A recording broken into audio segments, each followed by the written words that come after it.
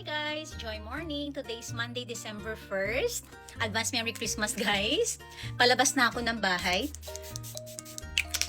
Magdalba muna tayo. Nasa showcase ko to guys sa TikTok. And then yung ating scent of the day. This is from Perfume Dessert London. Before I leave the house guys, didiligan ko muna yung aking mga baby sa garden. Ito yung aking pandilig sa kanila guys. Ito yung fertilizer na galing sa mga balat or peels ng citrus fruits na pinakuluan ko.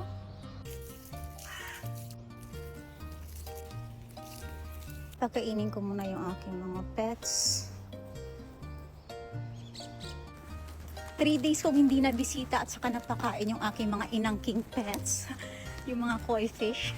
Ang ginam guys, actually nagmamadali na ako papunta sa bus stop. Ayoko ma-late. Work tayo. Bawal umabsent. Madaming bayarin.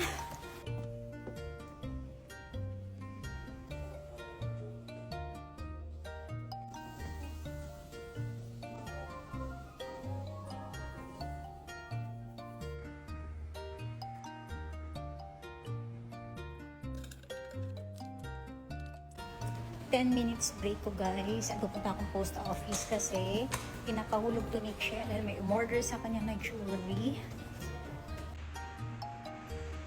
Thank you Kumar sa pa-cake for dessert. Itadakimasu. Pauwi na ako guys. Daan lang ako saglit dito sa my basket. Medyo not okay ako guys. Masakit yung ulo ko.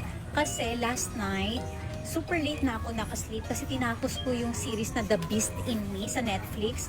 Ayan, tuloy po yan. Kaya yung eye bags ko, grabe.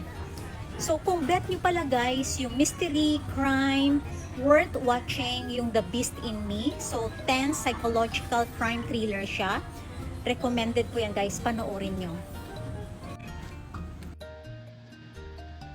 Ang cooking picadillo guys, lalagyan ko siya ng quail eggs. Naglalagay ako guys ng konting honey.